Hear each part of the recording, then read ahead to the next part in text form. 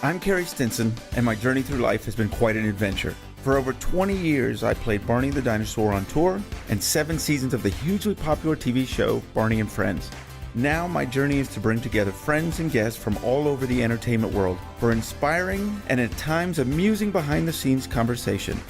I'm Carrie Stinson, and this is Purple Roads. Welcome to Purple Roads. My name is Carrie Stinson, and as always, I'm thrilled you're here.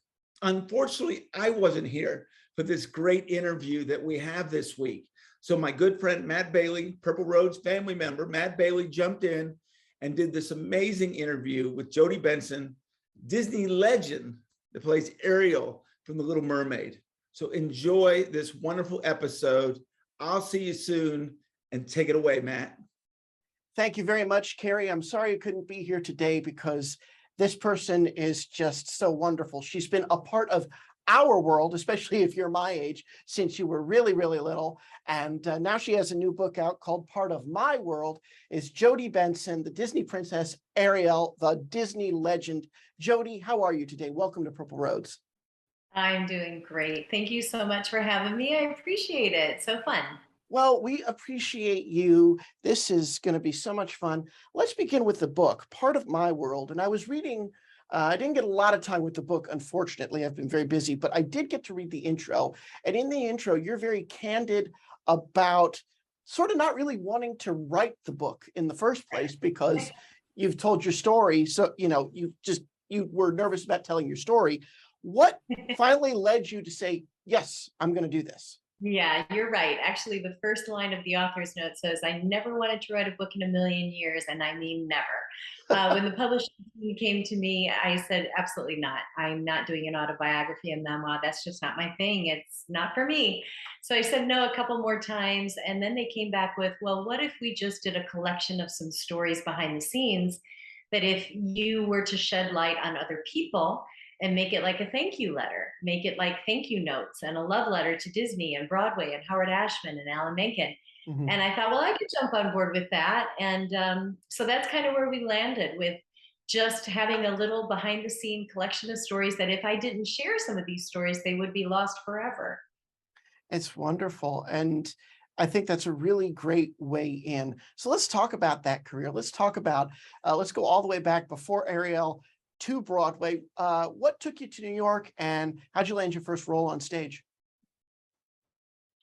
Let's see. I started performing professionally when I was 18 on the summer of my freshman year of college at Opryland Theme Park, where my husband and I were dance partners, and we met in 1980. And at that point, then I went back to college for my sophomore year, and I had auditioned for something during Christmas break that I booked in the middle of my sophomore year. So I left school and just kept working, moved to New York. And the 10 days after I had gone to New York with the suitcase, sleeping on my friend's sofa and then my brother's sofa, I had booked the national tour of Joseph and the Amazing Technicolor Dreamcoat, got my equity card, and went on the road and have been thankfully working ever since. That's amazing. That is amazing. It's amazing. So since we only have a few minutes here, we only have about 20 minutes, I want to jump right in and talk about Ariel. We are Purple Roads. It's normally hosted by another person very well known in children's entertainment. So how did you end up as Ariel in The Little Mermaid? What is the story of you landing that role? Yeah, I was doing a Broadway musical called Smile with Howard Ashman and Marvin Hamlish, and had been working on that project from backers auditions to workshops to out-of-town Broadway tryout in Baltimore to Broadway. And then the show tragically closed with the Frank Rich New York Times review. And Howard and Alan and Marvin had written a song for me called Disneyland for my character. So I had sung this song, beautiful song called Disneyland. And Howard at the time was already working on The Little Mermaid with the Disney company, and the executives came to see the show and came backstage, and they were so sweet. And we loved the song, and it was great. So the show tragically closed, and then Howard felt responsible and he felt badly about it. So he invited a handful of us girls to audition for The Little Mermaid, more like a consolation prize to have something to do besides going to the unemployment office. So to have something to look forward to by going to the audition, but never in a million years thinking that any of us would get it, because I hadn't done voiceover or been behind a microphone. I didn't know what I was doing. And so I just went to the audition just to have some fun, have something to do. And a year later got the call that I had gotten the job, and I couldn't believe it. And it was really supposed to be just a one and done and disappear and no one would ever know that I did it. Mhm. Back then in the 80s, it wasn't looked upon as good work to do voiceover in cartoons, and especially in the theater world, it was looked down upon. So I stopped telling people when I was flying between New York and LA back and forth. And then right before the movie came out, the critics went crazy, and all of a sudden we were supposed to remain anonymous. And then I got a call from Disney to go on a press tour and did 22 cities in 20 days. And everybody knew who everybody was by that point. So it just changed the scope of animation forever. And then subsequently changed my life forever. Take us inside that reaction, because 1989, it's the beginning of what many who follow Disney and follow their films call the Disney animation renaissance. Take us inside the scope of the reaction and the acclaim for The Little Mermaid. Yeah, we had no idea what was riding on this film. Because of Howard and Alan, they brought in, we combined the Broadway musical with the animated feature film. And so in doing that, we treated it like we were doing a Broadway musical. So we rehearsed together, we did a read through together, we recorded simultaneously through plexiglass together. We kind of broke all these rules. But at that time, Disney animation was off the lot and was kind of in a big transition. So I had no idea what was riding on this film. And when the critic review just went crazy and people were standing up and applauding after every musical number like you were in a theater, we were all just blown away. And I had no idea that life was going to take such a drastic turn for this amazing journey that has continued now for over 30 years. And were you able to accept that association of Jodi Benson is Ariel right away, or did it take some time to get used to being known as a Disney princess? Yeah, it was like I said, we weren't expecting that. Right. So I didn't think my life was going to change that drastically, but then it did. From that Thanksgiving on, I was forever entwined with her as a character, and it was beautiful. I mean, it was amazing to travel around and be with children and people and just watch the way that they would react. Of course, they look at my legs first and then look up, but it's been a beautiful journey ever since. That's, And I sing the song every week, and I never get tired of my job. I'm in the studio all the time, and I just love this character. I love it too. I grew up on those Disney films. I was born a few years after, and it's just phenomenal. Like I said, I can't believe being the age that I am and having watched you growing up. I'm sitting across from you virtually talking to you here. What has kept you coming back to voicing that character? I know sometimes Disney, they'll end up using different voice actors for things, but you have stayed pretty consistent with Ariel throughout your career. And what's kept you returning to Oh, her? yeah, absolutely. Our Disney character voice department started with our film in 1989. And Oh, what Rick Dempsey, our boss, has always done is to try to maintain the integrity and the character of the original. And so everything that you hear is me. We're really good about making sure that when you hear Ariel, it should trigger that core memory of when you watched the film for the first time and where you were, who you were with, what you were wearing. That's our job, is to trigger that core memory for you, and which is why it's so important for me to maintain her integrity. and it was so interesting. I wanted to say this a few minutes ago when you brought up the audition process. I don't think people realize, especially in the 90s, how inextricably linked the Disney musicals were with Broadway and how much crossover there was with that community.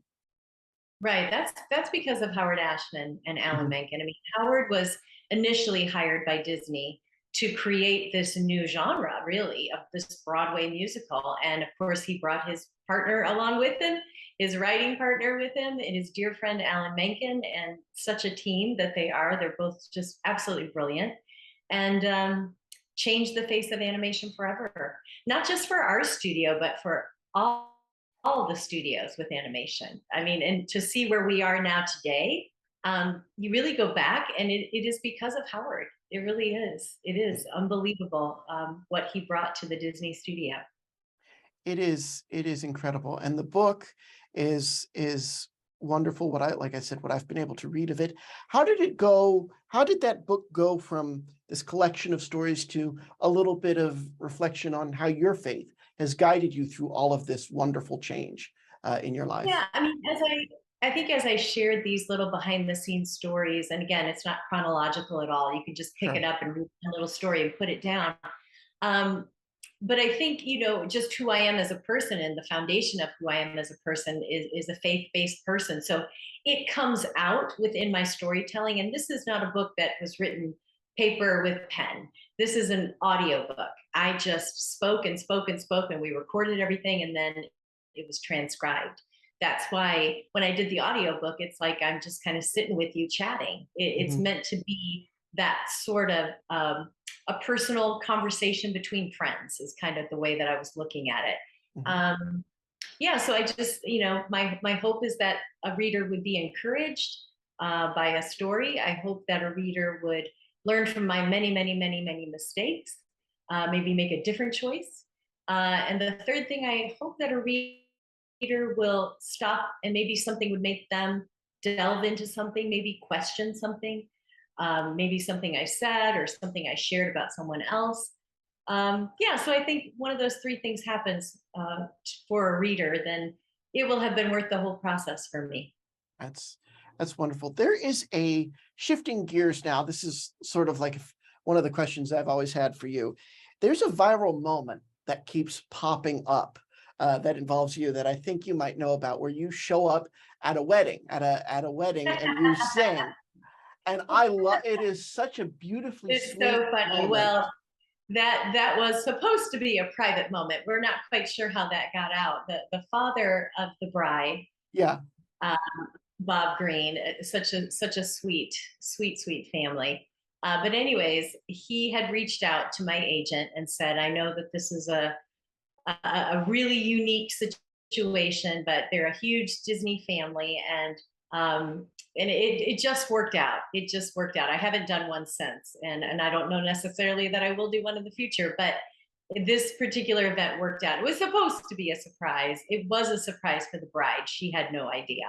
Yeah, and it was really sweet, really sweet. And as a dad, he was just beyond thrilled to give this little gift to his girl. Well, I bring it up because Carrie sees the effects of Barney every single day.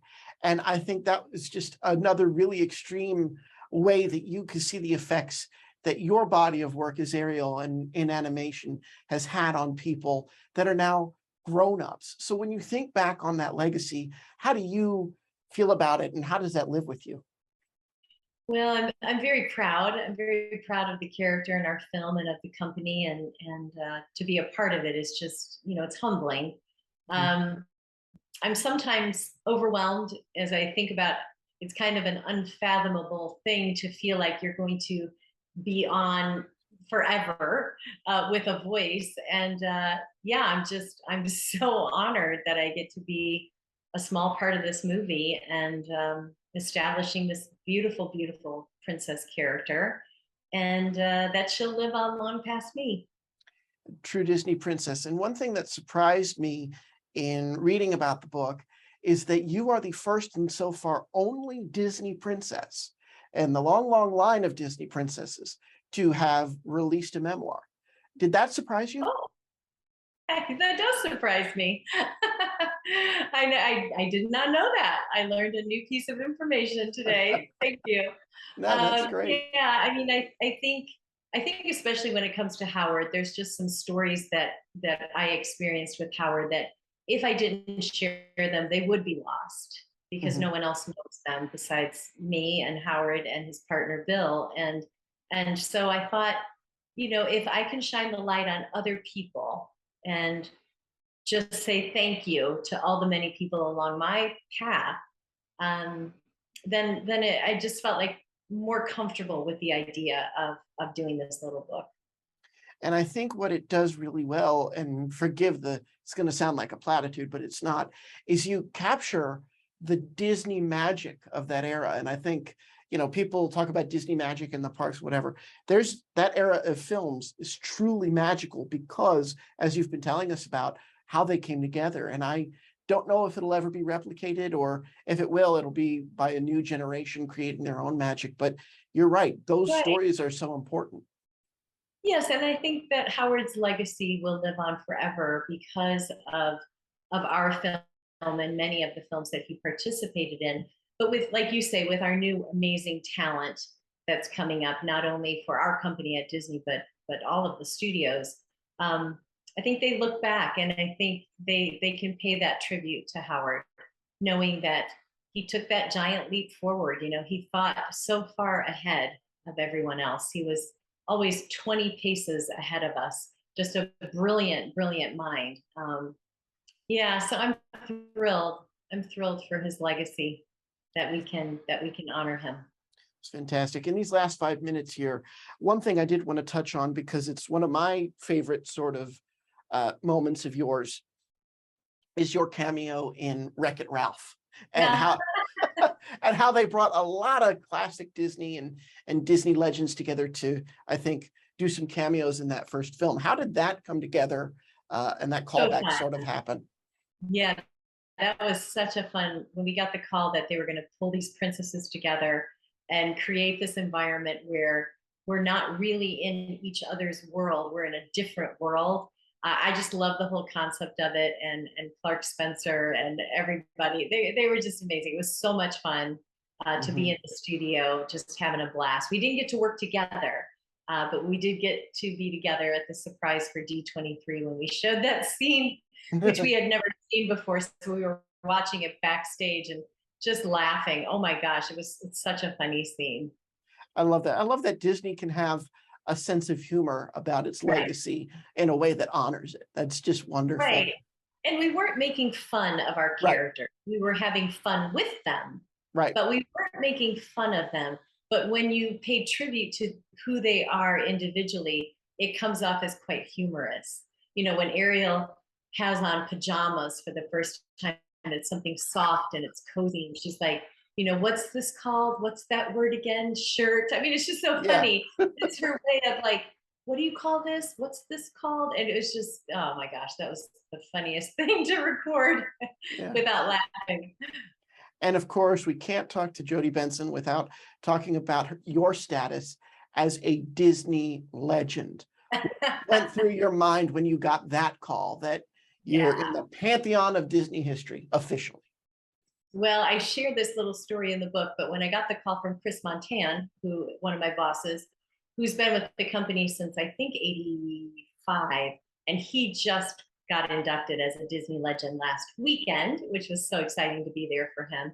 But when he called me, Disney Character Voices was in the midst of what we call a refreshing season. A refreshing season where voices are refreshed to make sure that they sound like the original. Yep. And so when I got the call, I thought it was my refreshment announcement. And so I was ready to give my speech, which was, thank you so much. So I get the call, and the office manager says, please hold for Chris. And I said, absolutely. So Chris gets on. I said, listen, Chris, it's been a great ride. I've had an amazing ride, much farther than I ever expected. I totally understand it. I'm good with it. I'm so thankful. Thank you for all these years. It's been amazing. He's like, what are you talking about? I said, well, you're refreshing, right? You're letting the old gal go, and it's totally fine. He goes, no, I was actually calling if you could get on a plane and come out to Los Angeles to be inducted as a Disney legend. And I dropped the phone. And then I picked up the phone, and he's like, hello. And I said, oh my gosh. He goes, what did you, I said, I thought you were letting me go. He goes, no. And then I was like, the next thing out of my mouth is something like, I thought you had to be dead to get this award. He's like, no, you're all very much alive. You're all very much alive. So yeah, and that's a true story. And I did remind him of that last week. I said, you know, you're the one that called me about my legends, and I thought I was getting fired because I remembered you dropped the phone and you weren't there. And I was going, hello. Yeah, it's a huge honor. There's so many of my coworkers and bosses that have been there much longer than I am, that this award, they deserve it. So I don't know how it happened and why it happened in 2011, but I'm grateful. But again, there's no way that I can stand up there and accept that without thanking all of that are before me, you know, that have been with the a lot longer than I have. That's amazing. I think just being in that headspace of being prepared to be refreshed and then getting that instead, which is like the exact opposite. Exactly. I think Polar heightened it. opposite. Yeah, absolutely. Polar opposite. Completely shocked. I love Yeah. it. Well, we just got about a minute left here. I'm going to do something that Carrie always does. Okay. I'm going to put you on the spot. If you could give us, if you're prepared, that's fine. If not, we've been told no, it's fine. If you could give us a little bit of part of your world, just to close this out, if you're comfortable with it. Yeah, maybe he's right. Maybe there is something the matter with me. I just don't see how a world that makes such wonderful things could be bad. What would I give to live where you are? What would I pay to stay here beside you? What would I do to see you smiling at me? Where would we walk? Where would we run if we could stay all day in the sun? Just you and me, and I could be part of your love. I'm fried. I'm done. Jodi Benson, this was awesome. Thank you so much. I really Thank you appreciate so it. much. Thank you so much for having me on your program. I really appreciate your time and your kindness and your support of this little book. And thank you so much for having me as a guest. Of course. And on behalf of Carrie Stinson, I want to remind you all that are out there listening and watching to keep your eyes, ears, and your heart open, and you'll find your purple road. We'll see you next time.